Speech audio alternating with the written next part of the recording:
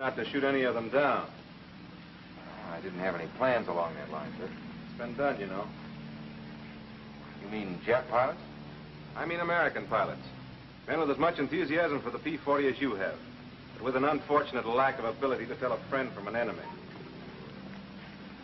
Excuse me, sir, but how could anybody mistake a P-40 for a Zero? A great many things can happen in the excitement of preparing for combat. Too many pilots are too anxious to make sure of the kill. They start shooting before they've made certain what they're shooting at. It's a damn sight better to let a Zero get away than to knock down one of your own planes. Say nothing of one of your own men. We've few enough to spare around here. Well, sir, I had no idea. We're not broadcasting the fact. I know, but... Now, don't misunderstand me, Lieutenant. It's not a common occurrence. Most of our men know their planes. Identification becomes second nature to them. If there's still a doubt in their minds, they maneuver close enough to make sure. Of course, there is such a thing as being too cautious. Take the case of the man who drew those silhouettes. Say, that's quite a job. He had plenty of time for it. Been flat on his back for 2 months. Shot down while he was still maneuvering around trying to decide if the other plane was a Zero or not. He found out. If he'd known his identification, that Zero might never have gotten him. Well, he learned his lesson, and to make certain that others would profit by it, he put it all down in those. All right, let's see if you can do your wafting on the Zero. Yes, sir. With or without looking? You might as well make it easy on yourself now. It'll be a lot tougher upstairs.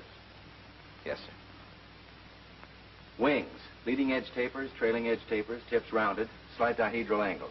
You might add to that that there are two 20-millimeter cannons mounted one in each wing, probably Swiss Ehrlichen guns. Yes, sir. There's something I didn't know about, sir. Huh? Oh, yes. The wingtips can be folded so as to utilize more space in a carrier. Incidentally, the span is 39 feet 4 inches. All right, go on with the engine. Engine, radial, Mitsubishi version of our Cyclone. That's right. There are twin-row 14 cylinders. Now for the fuselage. Fuselage. Blunt nose with a spinner on it. Cockpit canopy sits on the fuselage. Retractable landing gear with fairing plates.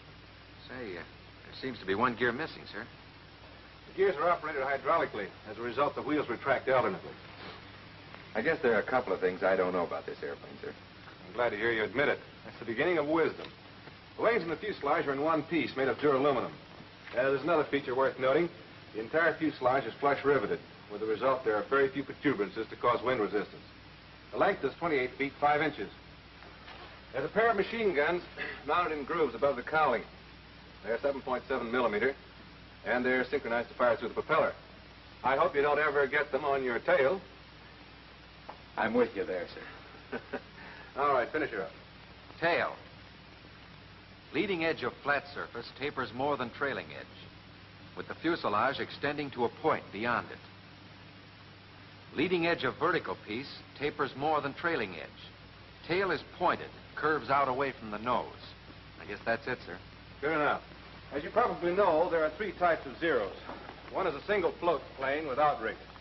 All 3 have slightly varying characteristics. But this is the type you're most apt to tangle with, so get to know her. All of her. Yes, sir. I'll look for the balls of rouge on her wings and fuselage. Yeah, I wouldn't depend on that if I were you. The Japs have a neat trick of painting her all sorts of colors. Sometimes even like our P-40s. Coffee? No, thanks. Well, sir, how soon do I get a chance to knock one of them down? Soon enough. But don't get any idea that the Zero's a pushover. With 340 miles an hour top speed, a service ceiling of 35,500 feet, and a normal range of 700 miles, increased by a droppable extra fuel tank, there's not much she can't do. They built her light maneuverable, threw away the armor protection for the pilot and the self-sealing gasoline tanks. She only weighs around 5,200 pounds, fully loaded, and has a horsepower of over 900. And when you see the speed with which she climbs, you'll appreciate what I'm saying. There's just no use trying to dogfight a Zero. That's out. Your best bet is to hit fast, either the wings or just behind the cockpit. But if you miss, don't hang around. Be as bad as all that, sir? Seeing's believing. But if I were you, I'd take my word for it. Yes, sir. Now, here's our operations.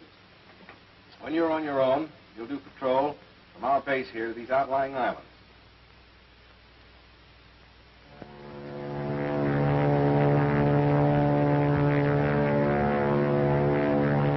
Well, the big day finally came. Saunders was on his own, out Jap hunting. Looks sort of keyed up. Wouldn't you be? Don't expect too much, Lieutenant. Not on your first day. What's up? See something? It's a plane, all right. But what sort of a plane? Friend or enemy? P-40 or Zero? Well, now's the time to remember your recognition. Now, has it a deep radiator? Round tail curving in toward nose? Inline engine? Then it's a P-40. Or has that plane an oil cooler and air scoop? Pointed tail curving out, away from nose? Radial engine? If it has, then it's a Zero.